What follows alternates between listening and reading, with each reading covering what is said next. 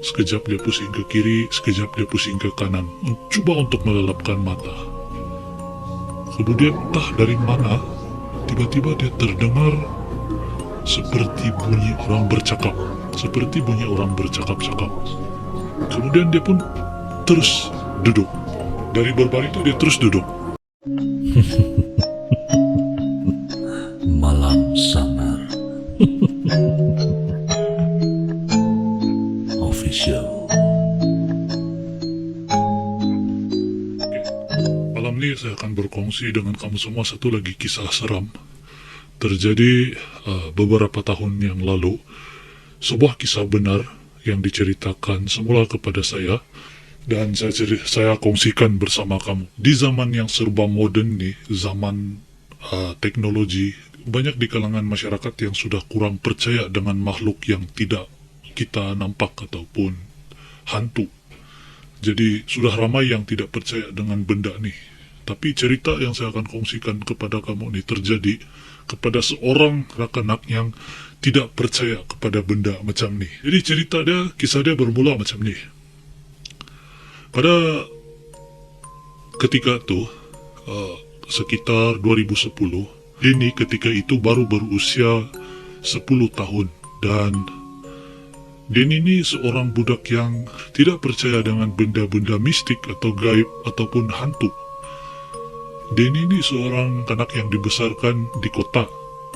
Tetapi disebabkan masalah situasi keluarga, dia terpaksa dihantar ke rumah neneknya, yaitu ibu kepada ayah dia. Jadi si Denny nih yang budak bandar nih, bila dia pergi kampung, dia baru coba untuk menyesuaikan diri lah dengan keadaan di kampung. Dan oleh kerana ibu dan bapa dia pula bekerja di bandar dan tidak orang yang jaga dia, sebab oleh itu dia kena hantar pergi tempat nenek dia. Disebabkan ibu dan ayah dia tu kebetulan baru berpindah lagi ke tempat kerja baru, oleh sebab itu dia terpaksa tinggal di kampung itu. Dijadikan cerita, hujung-hujung minggu ni kebiasaannya nenek si Denny akan bawa si Denny lah. Dia akan bawa si Denny ini pergi ke kebun. Kebun dorang ni berhampiran dengan sebuah tapak perkuburan. Di mana apabila mereka mau pergi ke kebun tersebut, mereka terpaksa melalui satu jalan perkuburan. Memang banyak cerita-cerita yang ada di sekitar kebun dorang tu, tapi itu bukanlah satu benda yang baru ataupun satu benda yang menakutkan bagi mereka, sebab mereka sudah tinggal di situ lama kan. Jadi si Denny nih pada satu masa tu dia kena bawa oleh nenek dia untuk tinggal di kebun. Nenek dia ataupun keluarga dia tu menanam padi bukit. Jadi hujung-hujung minggu tu mereka akan tidur disulap di kebun dorang. Sulap iaitu pondok lah. Tujuan dorang untuk tidur di pondok tu supaya awal pagi mereka boleh terus buat kerja dan tidak panas. Dan si Denny pula nenek dia bawa lah untuk membiasakan diri kan hidup di kampung. Jadi cerita Denny terjadi pada malam si Denny kena bawa pergi situ. Si Denny memang tidak suka pergi kebun. Cerita dia macam ni. Mula-mula apabila si Denny sampai di kebun tu, sekitar jam 5 petang lah. Jam 5 petang. Jadi, bila si Denny sampai di sana, ya bila malam, memang sudah tiada aktiviti. Jadi, tidur awal, bangun awal untuk terus bekerja. Jadi si Denny pun terikutlah. Jadi mereka berempat berada di dalam pondok tu. Pakcik dia 2 orang dan seorang nenek dia. Termasuk dia 4 orang lah. Selepas makan, selepas dorang bercerita-cerita, masa untuk tidur lah. Cahaya bulan memang terang menerangi malam itu. Dan sampailah masa untuk tidur.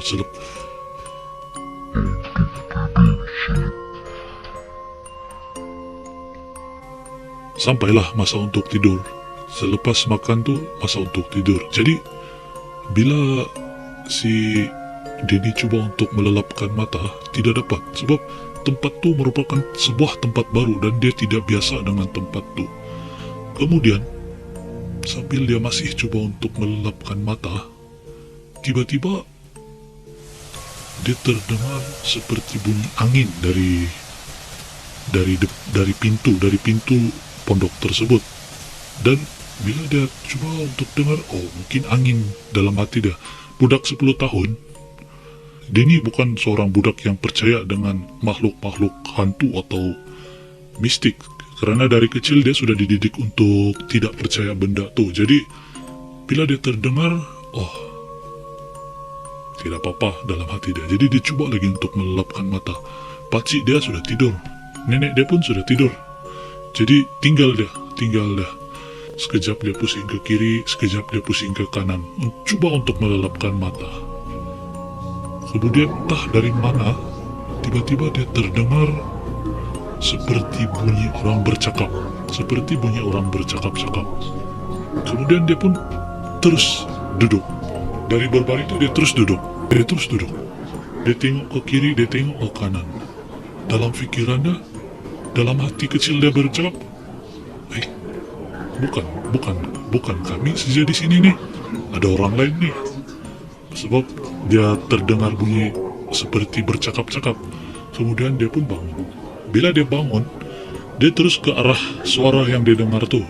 Bila dia dengar, dia terdengar di kawasan luar. Jadi dia buka pintu pelan-pelan. Bila dia buka pintu pelan-pelan, dia keluar. Bila dia keluar, kan malam tu bulan penuh, jadi terang. Dia terdengar lagi, seperti macam di depan, macam bunyi yang bercakap-cakap di depan. Apa yang dia dengar bila dia cuba untuk mencari bunyi itu dan ke hadapan, bila dia cuba cari bunyi itu, semakin dia ke hadapan, semakin jauh ke belakang bunyi itu. Dan dia cuba untuk dengar betul-betul apa, dia cuba untuk faham apa benda yang dorang sedang bercakap. Terlampau happy ni dalam hati dia, sebab sekejap dia dengar macam bunyi ketawa, sekejap dia dengar yang sedang marah, macam bercerita.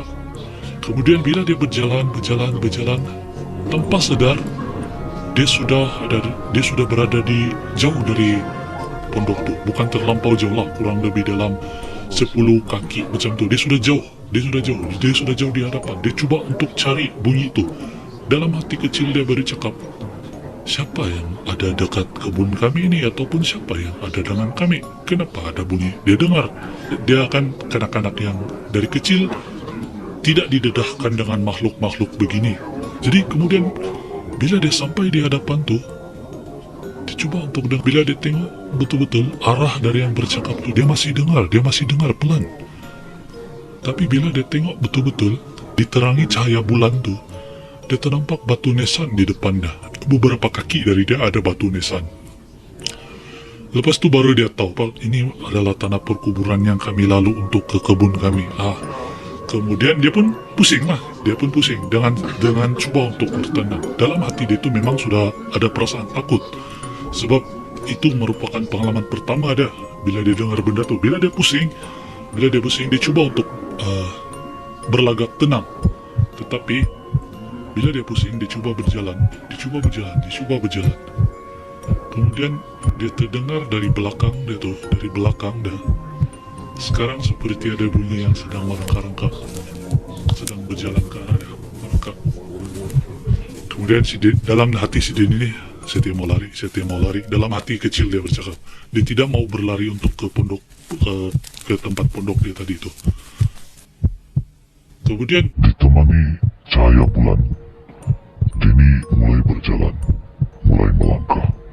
Kemudian entah macam mana, dia terasa di bahagian belakang dia seperti banyak rambut yang sedang menyentuh kulit dia. Apalagi dia terus berlari habis segala rumput dia redak lah. Bila dia sudah sampai di sulap, dia terdengar dia bunyi itu memang kejar dia bunyi itu. Kemudian bila dia sampai sulap, dia ternampak nenek dia pun tegur lah. Dari mana? Belum tidur. Kau dari mana? Kenapa belum tidur? Saya dari buang air besar. Sejak peristiwa tu, rasa benda makhluk-makhluk ni memang wujud. Dia tidak ceritakan dengan pakcik dia atau nenek dia malam tu. Tapi esok dia bila dia tanya esok dia bagi tahulah dengan nenek dia. Dia ceritakan hal yang dia alami tu. Dan nenek dia marah dia. Pesan dengan dia, lain kali kalau dengar bunyi macam tu, jangan keluar sebab itu merupakan suara daripada kubur, suara orang-orang yang dari kubur. Jadi itu adalah satu pengalaman yang memang dia tidak boleh lupakan lah sampai sekarang.